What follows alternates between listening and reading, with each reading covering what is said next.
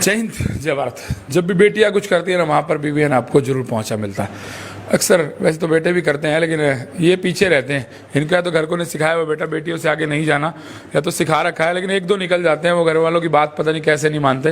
लेकिन इस बिटिया ने जो किया है वो काबिल तारीफ है, दिल से सलूट बनता है। क्यों? क्योंकि आप भी करेंगे, मैं श्योर हूँ आप भी करेंगे। और वीडियो को लाइक भी जरूर करना, कमेंट भी जरूर करना, क्योंकि ये गुड़िया, मैं स्पष्ट कहूँगा, ये तो बोलने में डर रहे थे, लेकिन मैं इस गुड़िया के बैकग्राउंड का कंप्लीट आपको बताने वाला हूँ, इससे पूछवाने वाला हूँ। इस गुड़िया ने जो किया है, पहले तो सर से बात करते हैं एक लाइन में, उसके बाद चलेंगे गुड़िया पर। लेकिन मैं कह रहा हूँ वीडियो देख करके अगर रोंगटे खड़े ना हो जाए ना, क्योंकि इस लेवल तक, इस जगह से पहुंचना बहुत मुश्किल होता है। अक्सर कह देते हैं भाई मैं पढ़ नहीं पाया, मैं आज तक भी कह देता हूँ, मैं झूठ नहीं बोलता, मैं कह ही देता हूँ यार मैं पढ़ नहीं पाया, यार नहीं मैं भी कहीं ना कहीं ऐसे वैसे लगा होता कि हमारे घर में पैसा नहीं था भाई। सो ये बात अक्सर हम कह देते हैं, और ये शायद इनमें से कहने लायक कोई ना हो, क्योंकि हो सकता है परमात्मा इनको सबको अच्छे घर से हो। लेकिन इस गुड़िया के पास शायद वो सब नहीं था, और इसके पास कहने के लिए बहुत कुछ था। पहले सर से करते हैं। सर नमस्कार। नमस्कार जी, नमस्कार। गुड़िया साहब, गुड़िया ने क्या किया है एक लाइन में बता देंगे? सर देखो, ये बच्ची जो है गांव से बिलोंग करती है, और इनके पेरेंट्स की जो कैपेसिटी थी पढ़ाने की नहीं थी। जब ये सबसे पहले मुझे मिले थे आज से 5 साल पहले, तो उस टाइम गुड़िया 7th या 8th क्लास में थी। तो उनके पेरेंट्स ने मुझे जैसे अपनी स्थिति के बारे में बताया, तो मैंने इनको इतना ही कहा कि आप बच्चे को भेजिए, हमारी तरफ से हम जितना सपोर्ट कर पाएंगे हम करेंगे। वो दिन और आज का दिन है। 5 साल के बाद आज ये गुड़िया हमारे स्टेज पे है, और वो भी किस एग्जाम को क्रैक करके, IIT JEE का एग्जाम, जो एडवांस लेवल पे, जो कि आजकल हर बच्चा डरता है, क्योंकि नीट लेवल पे, मेडिकल लेवल पे हर कंपटीशन को, एग्जाम को क्रैक करना है थोड़ा सा बच्चा इजी समझता है।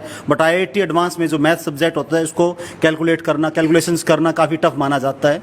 तो बच्चे डरते भी नॉन मेडिकल में। आप देख भी रहे हो, अब आप धीरे धीरे मैं नॉन मेडिकल की जो रेशियो है वो मेडिकल के कंपेरेटिवली हाफ रह गई है। उस सिचुएशन में इस बच्ची के इस लेवल पे पहुंचना, और आज पूरे इंडिया लेवल पे IIT के अंदर 2200 समथिंग रैंक लेना, अपने आप में बहुत बड़ी बात है। लेकिन एक बात और भी मैं सुन रहा था, जब ये गुड़िया पहले आती थी ना 7th क्लास में, तो सर कहते थे कि भाई बेटा अगर 7 बजे वाली बस छूट गई तो क्या करेंगे। तो इस गुड़िया ने जो कहा था ना, वो इस गुड़िया के मुंह से ही सुन लेते हैं। इन्होंने क्या कहा था, वर्ड इनको पता है। क्या कहा था आपने? कहा कि तो बोले बोले बोले बोले यहीं पे सो जाऊँ, फिर सुबह बस आएगी तो उसमें चली जाऊंगी। क्या बात है सर, क्या कहा था सर? एक्चुअल में क्या, मैंने वैसे ही पूछ लिया। मैं जा रहा था 7 o'clock पे, जैसे गाड़ी लेके निकलता हूँ, ड्राइवर गाड़ी लेके आगे निकल रहे थे, तो मैंने ये बच्ची से पूछा है, बच्ची ऑटो के लिए खड़ी थी वहाँ। मैंने बेटा यहाँ कैसे खड़े हो? इन्होंने बताया कि मेरी बस जाने वाली है। उस टाइम था 7 बजने में 5 मिनट रहती थी। तो मैंने कहा बेटा 7 बजे बस जाएगी, तो आप 5 मिनट बाद तो बस निकली जाएगी, आप यहाँ ऑटो वेट कर रहे हो, क्योंकि यहाँ से वहाँ तक जाने में कम से कम 15-20 मिनट लगती है। मैंने गुड़िया को फटाफट गाड़ी में लिया, और उसको फटाफट मैंने गाड़ी को फास्ट किया। तो मैंने बीच में वैसे पूछा, बेटा अगर बाई चांस बस निकल जाती है तो आप क्या करोगे? तो उन्होंने मुझे बताया कि सर मैं तो यहीं सो जाऊंगी। मेरे उस टाइम मतलब बड़ा अचंभा हुआ कि भाई गर्ल्स बच्चे के लिए वहीं पे सोए रहना सारी रात बड़ी हिम्मत की बात है।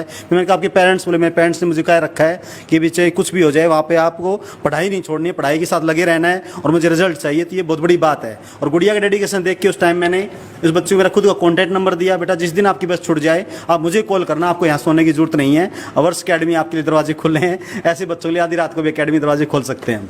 पापा क्या कहते हैं? पापा तो कहते हैं ठीक है, अभी करते क्या? तब अभी पापा लेबरर है। लेबरर है। लेबरर में भी मैंने सुना है, जो रियलिटी है उसमें कुछ नहीं है। ये सब जो लोग हैं ना, ये बाद में ताली डबल बजाएंगे। मेरे फादर साहब रिक्शा चलाते थे, और रियलिटी है आज भी मेरे फादर साहब जिन लोगों के साथ मैं उठता बैठता हूँ उनको पानी पिलाते हैं। सच बता रहा हूँ, जिन लोगों में उठता बैठता हूँ वो लोग मुझसे हाथ मिलाते हैं आकर के। मेरे फादर साहब उनको आज भी पानी पिलाते हैं। ये बात सच्चाई है, सारा हिसार जानता है, तो घबराने की कोई जरूरत नहीं। मेरे फादर साहब आज भी करते हैं। और उसमें क्या है, वो कहते हैं बेटा एक लेवल पे पहुंचो, एक मुकाम हासिल करो, ताकि हम लोग कहेंगे फिर हम काम छोड़ेंगे। तो क्या करते हैं फादर साहब? पापा बर्तन बेचते और वो कबाड़ का काम करते हैं। कबाड़ का काम करते हैं। भाई सुन लेना, ये रोंगटे खड़े कर देने वाली बात है। इस लेवल से यहाँ तक पहुँचना भैया नामुमकिन नहीं होता है। अक्सर मैं रियलिटी कह रहा हूँ, चाहे ये सर खड़े हैं। सर होता है ना कि भाई आपके कितने दोस्त कहते हैं, बोला भाई पैसा नहीं था ना, तेरे से भी आगे निकल जाते हैं। कितने दोस्त ऐसे हैं? तो बहुत कम दोस्त मुझे मिले अपने नहीं मिले। चलो आप ये तो बहुत अच्छे बैकग्राउंड से हैं, आपके कहते हैं, लेकिन नहीं आपके तीनों के नहीं मिले। ये तीनों फिर अमीर घर से हैं भैया। मेरे जैसे गरीब घर के लड़के जो है ना, मैं कहता हूँ 90% ऐसे होते हैं। और ये रियलिटी है, लाइफ की सच्चाई है, प्रैक्टिकल सच्चाई। ये कैमरामैन भाई खड़ा है ना पीछे, इससे पूछ लो, ये भी कहेगा यार मेरे को है ना यार भाई सपना तो और था, पूरा नहीं हो पाया, कारण पैसा नहीं था। इनके फादर के पास भी नहीं था जनाब। इनकी कला को निखारा किसने? आवर्स अकेडमी के जनाब ने। और पुनिया साहब ने किस लिए निखारा? क्योंकि उन्हें नजर आता था कि कुछ ये करेगी। तो भैया मेरा इनको सिर्फ ये था कि भाई मैं अगर किसी के ऊपर इन्वेस्ट करूं, हर किसी का होता, मैं किसी धंधे में इन्वेस्ट करूं तो वो धंधा ग्रो करे। और ये गुड़िया ने ग्रो करके जो इन्हें मान दिलाया, उससे बड़ा कुछ नहीं है। अच्छा, कितनी तकलीफें आई और कितनी दिक्कत आई? हाँ सर, घर में भी हम 4 भाई बहन हैं, तो मतलब तकलीफ ये ही भी तो सबसे बड़ी तकलीफ है, ये भी सबसे बड़ी तकलीफ है कि 4 भाई बहन होना, भाई चारों को पढ़ाना है, पैसा किस पे लगाए, पैसा किस पे लगाए, सही बात है आपकी बिल्कुल।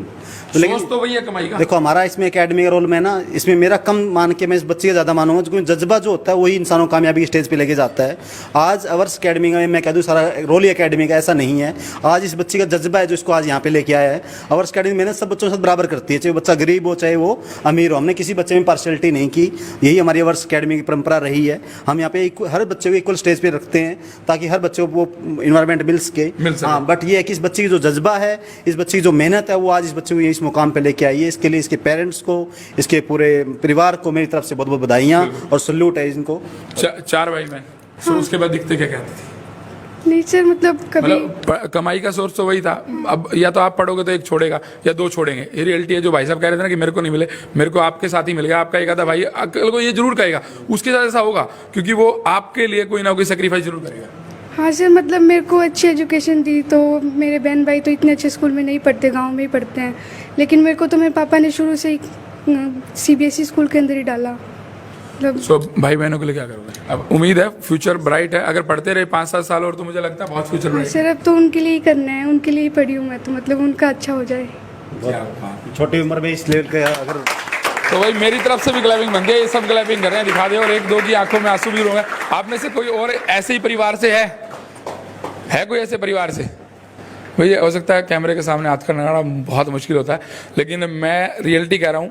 भाई गरीब परिवार का लड़का अगर इस जगह तक पहुंचता है, भैया वो सलूट के काबिल। और खास करके लड़की, वो भी ग्रामीण बैकग्राउंड से, भाई मैं दिल से सलूट करता हूं उसको, और उम्मीद करता हूं ये सभी भी करेंगे दिल से। और ये दिल से सलूट क्यों बनता है जनाब? क्योंकि रियलिटी है, इस बैकग्राउंड से निकलना और यहाँ तक पहुँचना मैं जानता हूँ कितना मुश्किल है। वो बात अगर आप नहीं जानते ना, तो एक बार इस गुड़िया से अकेले मिलकर पूछना। कैमरे के सामने वो बातें नहीं कही जाती।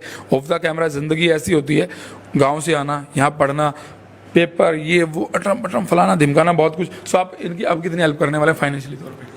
देखो इनको कोई कमी हम पहले भी नहीं रहने दी हमने। अब भी इनको जहाँ जहाँ सपोर्ट चाहिए अवर्स एकेडमी के साथ है, वो इनको भी पता है। और हमने बता दिया, अब इसको कैमरे में कहना कि बड़ी बड़ी बातें करना मुझे कोई ज़्यादा शोभा नहीं देता है। बट हमारे इन बच्चों के ये इसी बच्चे के नहीं, हमारे एकेडमी में और भी जो बच्चे पढ़ रहे हैं जिनको ऐसी फाइनेंशियल प्रॉब्लम है, वो आगे डायरेक्ट हमसे मिल सकते हैं। उनको पढ़ाई से वंचित नहीं रहने दिया जाएगा। स्टडीज़ के पार्ट्स पे यहाँ पे जो टीचिंग क्वालिटी वो टॉप लेवल पे है, और वो बच्चे भी पढ़ सकते हैं जो पुअर फैमिली से बिलोंग करते हैं। हम ये एग्जाम्पल आपको देना चाहते हैं इस माध्यम से कि पुअर फैमिली के बच्चे भी से आप बच्चों को पढ़ा सकते हैं। अब इनके बच्चे के फादर से मिलवाते हैं आप। फादर से मिलते हैं, फादर साहब आ गए हैं। सो फिलहाल मनीष भाई नीचे से दिखाना, ठीक है?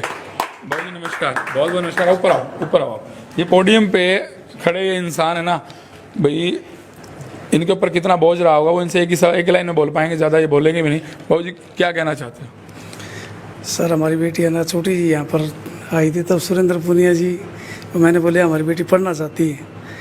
बोले सर गांव से है, बहुत प्रॉब्लम है, पढ़ाएंगे कैसे? तब सुरेंद्र जी ने कहा कि यहाँ आप भेज दो, सिर्फ आपका ये काम है, बाकी हम संभाल लेंगे। तब मेरी बेटी यहाँ आती थी तो सुरेंद्र जी और इसका पूरा स्टाफ पूरा ध्यान रखता था। इसको एकेडमी से बस के पास छोड़ के जाते थे, वहाँ से मतलब पूरा स्टाफ ध्यान रखता था। और फिर वहाँ से इन्हें मेरे पास फ़ोन करते थे, आपकी बेटी को बिठा दिया है। इस तरह इन्होंने मेरी पूरी हेल्प की। पेरेंट्स के बाद सेकेंडली हाथ किसका मानते हैं? सर फिर तो भगवान ही है। मतलब पेरेंट्स के बाद तो मतलब सबसे पहले तो गॉड ही है, उन्होंने बहुत हेल्प की। फिर इंस्टीट्यूट, फिर पेरेंट्स, तो सब ने हेल्प की है।